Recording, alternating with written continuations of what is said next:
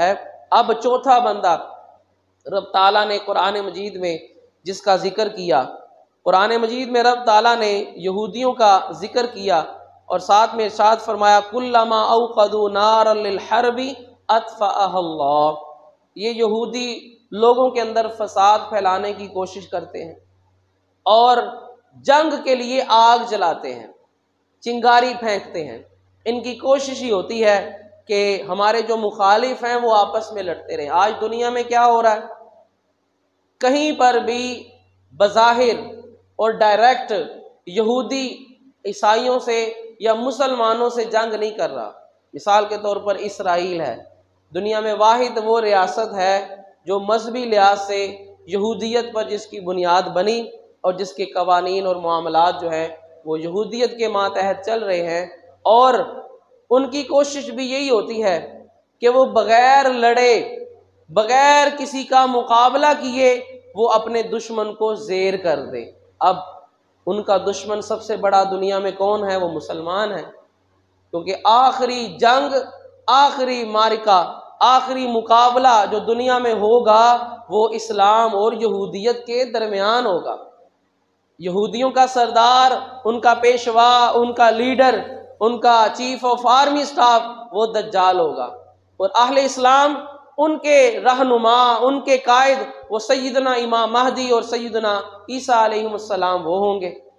اب دنیا میں آخری جو جنگ ہوگی ان دو مذاہب والوں کے درمیان ہوگی، ان کے قائدین کے، ان کے سپاہیوں کے درمیان ہوگی۔ لیکن ہو کیا رہا ہے؟ دنیا میں مسلمانوں کو سب سے زیادہ اگر نقصان دیا ہے تو مسلمانوں کو مسلمانوں کے ذریعے ہی نقصان پہنچا ہے۔ عراق کی صورتحال دیکھیں، سنی شیعہ فسادات ہوئے، عراق کی کیا صورتحال ہے۔ شام میں چلے جائیں، شام میں سنی شیعہ فسادات ہوئے، وہاں کی کیا صورتحال ہے۔ آپ پاکستان میں آ جائیں، پاکستان میں یہ تو اب کوئی صورتحال ہماری بہتر ہے، لیکن بہت سے فسادات اس عرصے میں 75 سالوں میں مذہبی اور مسلکی لحاظ سے انتشار اور فسادات مسلمانوں کے درمیان وہ پیدا کیے گئے۔ کیوں؟ تاکہ یہ آپس میں ایک دوسرے کو کمزور کر دیں، اور جب ان میں ہمت ہی نہیں رہے گی ہمارے سامنے کون آئے گا۔ قرآن مجید میں بھی رب تعالیٰ نے فسادیوں میں یہود کا ذکر کیا ہے، تو رب تعالیٰ نے فرمایا یہ جب بھی آگ جلائیں گے جنگ کے لیے اللہ اس کو بجھا دے گا۔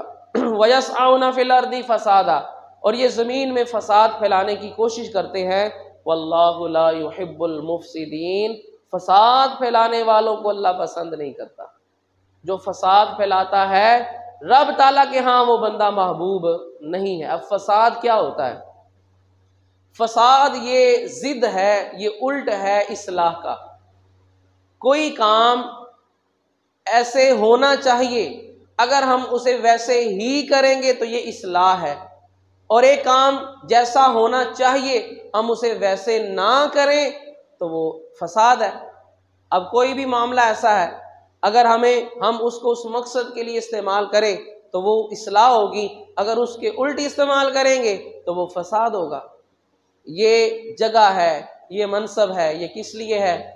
یہ لوگوں کی اصلاح کے لیے ہے، یہ لوگوں تک دین پہنچانے کے لیے، یہ لوگوں کی نفرتیں کم کرنے کے لیے ہے، یہ لوگوں کو قرآن و سنت کی طرف بلانے کے لیے ہے۔ یہ مقام، یہ منصب اللہ نے اس لیے رکھا ہے۔ جمعہ ہے، خطابات ہیں، عالم ہونا، خطیب ہونا، یہ منصب رب تعالیٰ نے کس لیے رکھا ہے؟